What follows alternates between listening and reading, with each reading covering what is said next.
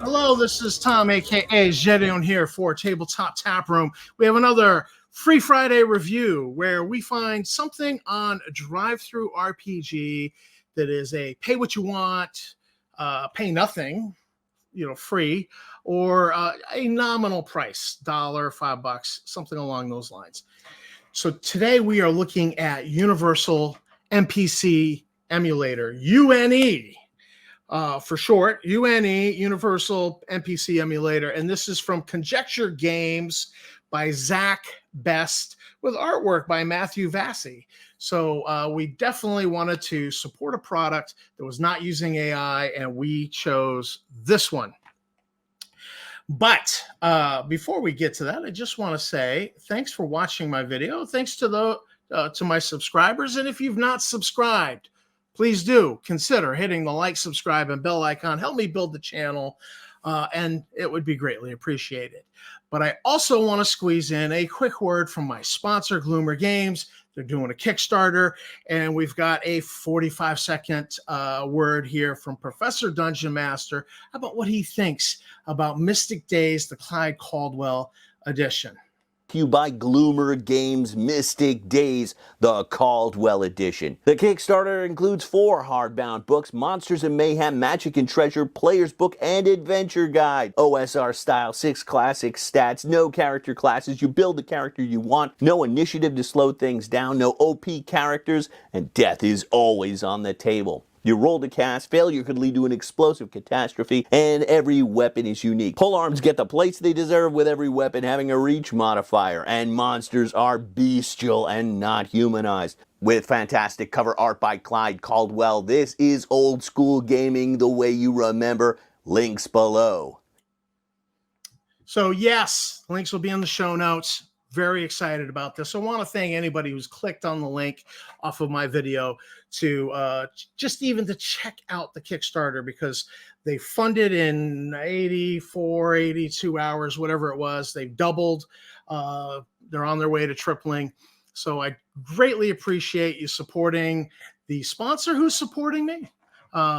So I thank you very much. Now, let's get to UNE, Universal NPC Emulator. This is an interesting product. I was reading it going, yeah, it's system agnostic, so you can use it for whatever, and whatever game system you're using. And I just want to read, they make the case here. That it's a supplement for any pen and paper. It's universal. It's focused on an NPC aspect of the game. And you use it typically when the player wishes to have their player interact with an NPC that was created as a prop.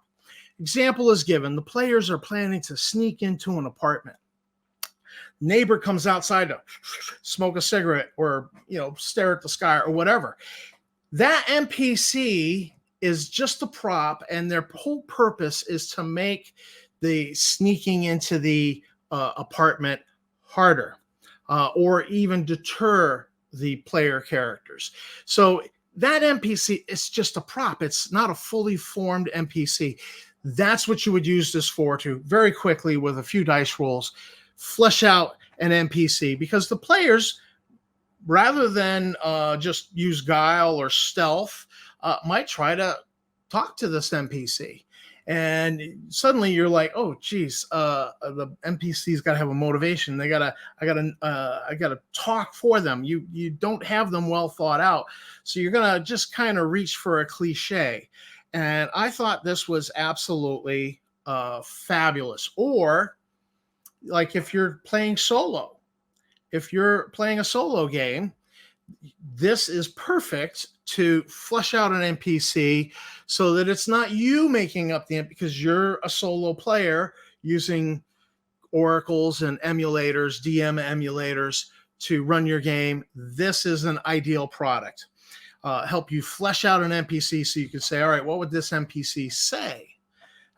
So that's the making the case for it. There's a few more arguments in here, but that sold me on this NPC emulator. Now, basically, I'm going to walk you through the process here. I'm not going to explain the process and then walk you through it. I'm going to actually pull up an NPC that is not well formed. This is the Crashed on Volturnus module for Star Frontiers. Ding, ding, ding, ding. Yes, my favorite RPG, Star Frontiers. And so we're going to use, because right away I went straight to Pirate A. Pirate B. We have a lot of that in this module. So let's just scroll down and bring up Pirate A. And maybe we should enlarge this for you so that it's a little bit bigger on the screen. There we go. Pirate A. Pirate A will attack the closest character, attempting to hold this character hostage. If he succeeds in grappling any character, he will draw a vibro knife and threaten to kill this character, attempting to persuade the rest of the party to accompany him to a passenger class cabin. If the rest of the party cooperates, Pirate A will lock them all in the cabin and leave. So, all right, we have some action on him. He's not just the Borg trying to kill you. He's trying to take people hostage, put a knife to their throat, get control of the whole party, lock you in a cabin. All right, so that's interesting. So I thought we're going to roll up. What would happen? And by and large, he doesn't need to be anything more than Pirate A, but what would happen if, say, the player characters managed to grapple him and take him hostage and try to interrogate him, get information out of him? How's he going to respond? Or if they try to negotiate with him, how would he respond in that situation? So we're going to walk through this NPC emulator, and we're going to flesh out Pirate A. So I've already pre-rolled all of these and then did some thinking to try to flesh this guy out. So here you start with table 1 and table 2. Table 1 is a modifying word and table 2 is a noun. So I rolled 70, which is an uneducated, and then I rolled on table 2, the noun. I rolled 82, which is magister. Now, a magister is like a scholar, so he is an uneducated scholar. Now, anytime you have results that are just so contradictory, don't work together, you just go ahead and change them. But I thought, this is really good. I like the fact that he's an educated person. I really like that. And I got thinking about it. I says, he's a know-it-all. He don't know what he don't know, but he's a know-it-all. You know the type of person I mean. And this is not an NPC I would come up with on the fly because I don't like know-it-alls. So I just wouldn't even, but now that I've thought about it, I'm like, I'm liking this guy already. He thinks he knows everything. And so I like that. So then you then have another table here for rolling up their power. Now you make a decision. What is the situation? Is the situation in order? Is it calm? Is it standard, disarray, or chaos? I decided the situation in the opening scenes of Crash on Volturnus there, where the players discover, pirates on our starship, that it's in disarray. So I rolled on disarray and I got 56, which meant that he was of comparable power, because that fell right in here, which is actually true what the module presents. The PCs are unarmed. This guy just has a vibro knife. He doesn't have a lot. So there really is a comparable power between the player characters and this guy. In fact, the player characters don't even have their defensive sky suits. Neither does this guy. So very much the dice just reinforced what the module presented, and it really wasn't that important for me to roll it. I just kind of did to see what would happen. Now, the next step is about motivation, and you're going to produce 3 results. You're going to roll on table 4, which is motivation verb, and then you pair that with something rolled on table 5, which is motivation noun. However, when you're rolling on this table, we're going to do it 3 times. You're only allowed a result from one column. So if I roll on this and I get this column right here, say 24 and 36, you can't have 2 results from the same column. You have to re-roll, and that forces you to go to another column. So what we did here is for motivations, I rolled a 26, which was driven or drive, and then I mistakenly rolled again on this table 4 and got guide. So then I wrote it as a phrase, driven to guide, and I thought, all right, so he is an uneducated scholar, but he wants to instruct people. Then I realized my mistake. I says, all right, well, let's look up 64 on the other table, and it came up greed. So he's driven to greed. I'm like, well, that's a pretty good motivation for a pirate. So in the scene where he tries to lock them in the cabin, he's going to try to relieve them of anything they got in their pockets. Oh, you got an Everflame in your pocket? Give it to me. What you got in your pockets there? Empty your pockets. So he's driven to greed, and I thought this is a good motivation for a pirate. Next, we rolled 32, which is conquer. So that was our motivation verb. And then we rolled 94, which was animals. So he wants to conquer animals. And I got thinking about that whole know-it-all, is that he views others beneath him. So it's not that they're literally animals, but figuratively, in this guy's mind, he's a narcissist. Other people are not real. He's a sociopath. You're beneath him. So if the players, and how does this going to work out? So if the players try to negotiate with him, oh, we want to be pirates too, we want to join you, he's not going to fall for it. Why? Because he views them as beneath him. And part of his motivation is to conquer them, to rub it in their face that you have been put down. And so it's super unlikely he's even going to fall. You might get him, and then he'll go, get in there, lock the door. So for motivation number 3, we rolled a 67, which was communicate. And then we went down to the next table, and I actually had to re-roll, and I didn't record what the first result was, but I had to re-roll. It was on a column that had already come up. And then I re-rolled again. I got 34, which gave me friends. Communicate with friends. This guy is talkative. That's what I interpreted on that. And I thought, this is fantastic.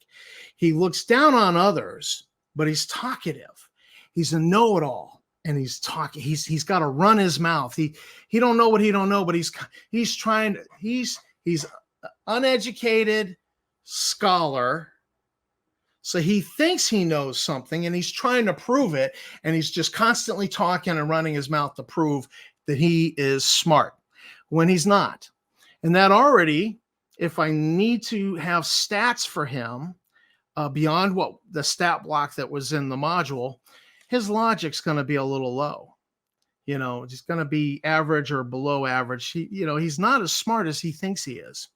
So he's talkative. And I thought these are really good motivations for this pirate. Really, really good motivations. So now we go to mood. What is the mood? So the next table here we get to is the conversation mood. Now, over here on this column, NPC's relationship to the player characters. He's hostile towards them. He's there robbing them. He is a pirate, and he is robbing them. It's not hatred, but it's not distrustful. He is hostile. He is robbing them. So I chose that, and then I rolled a 87. And we came over here and we found 87 in this column, and we went down, and it's sociable. So the mood of the conversation, he's talkative, he's social, it's got a sociable mood. This really fits in with that know-it-all. So we have this NPC is really starting to come into focus. And I like where it's going for this guy, for pirate number 8. I still don't even have a name for him. He's still pirate number 8. But I'll jump over on some other online tools and I'll generate a name, or I'll just make something up on the fly. But so he's sociable. Now we need to get the bearing. Now looking at this, I'm looking at these NPC bearings. Now you could just roll a D8, possible, but I'm looking at them going, this guy could be friendly, he could be hostile, he could be knowing, he's a know-it-all, or he could be prejudiced. He's prejudiced because he looks down on everybody else's animals. Y'all are animals. And if you're from another species, you know, like say he's human and you're Drollicide or you're a Versk or Yazarian, then he views you as an animal. You're a monkey, bug, or blob, you know. So those were the 4. But then I just says, all right, let's just see what the dice do. So I rolled to see what came up. And I rolled a 99, which gave me the prejudice column. So we rolled again, 54, and we got, actually, I rolled a 19 and got doubt. And I just don't see this guy struggling with doubts. Maybe he does, maybe he don't.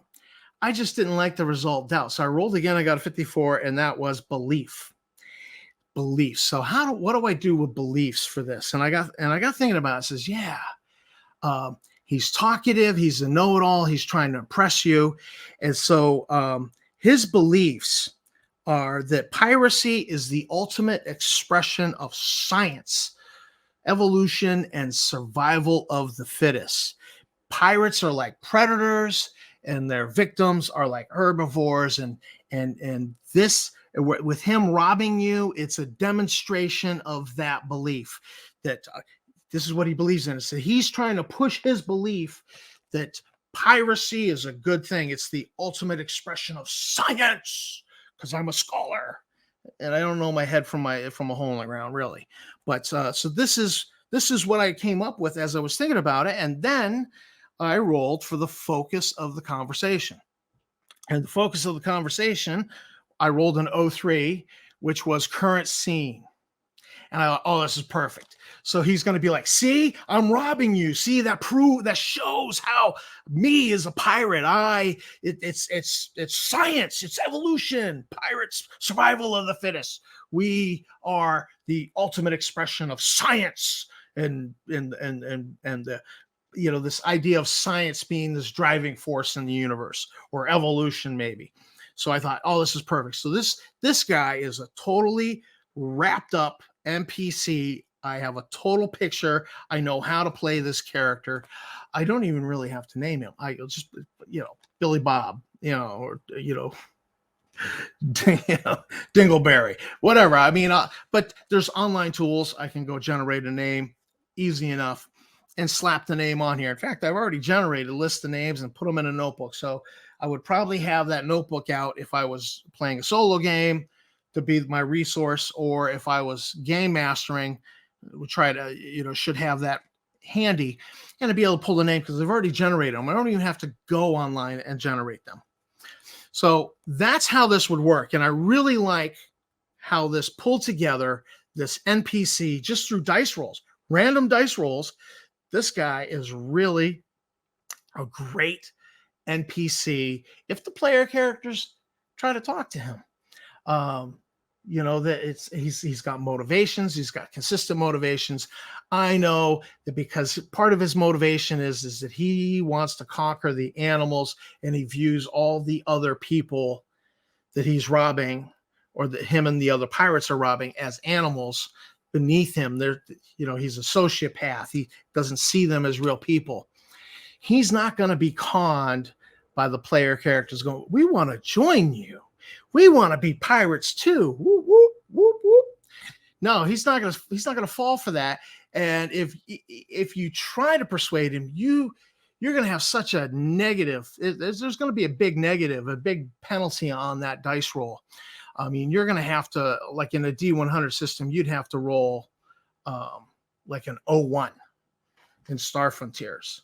you'd have to roll the 01 for that critical success. You 01, 02 to get it. Otherwise, forget about it. It ain't happening. He doesn't see you that way as potential. Oh, come and join us.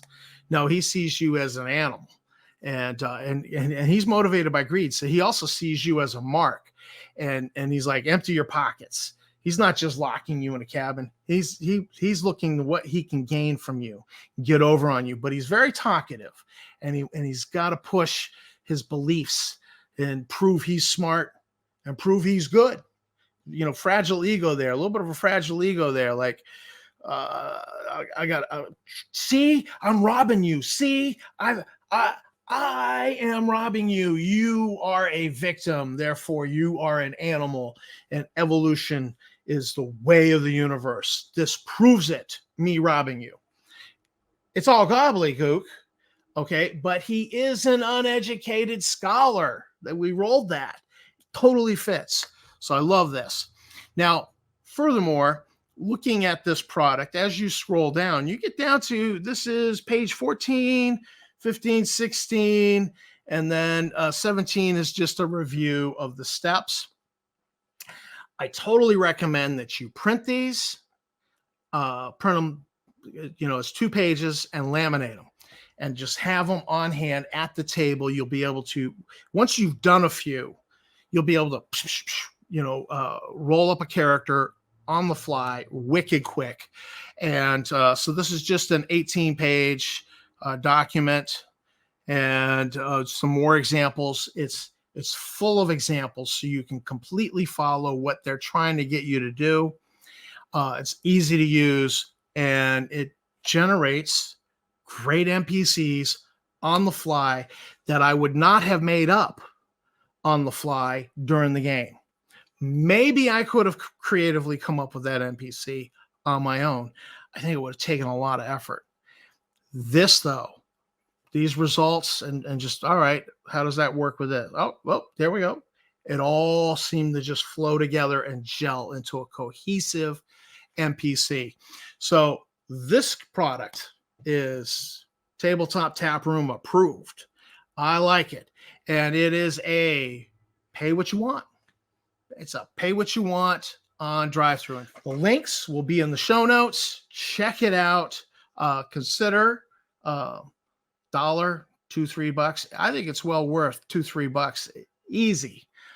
This is a great tool for the game master. You're going to use it across systems, and it's going to save your bacon at the table, and you're going to have some compelling NPCs that are going to come about from this. Even if you're doing game prep and using this, not on the fly, but you're doing game prep before the game, you'll be able to bang out some NPCs. It'll save you on prep time. Absolutely well worth it. So this is Tom for Tabletop Tap Room. Thanks for watching the video. Thanks to my subscribers. Don't forget to hit the like, subscribe, bell icon, and keep on gaming, and check out this UNE, Universal NPC Emulator. This is fantastic.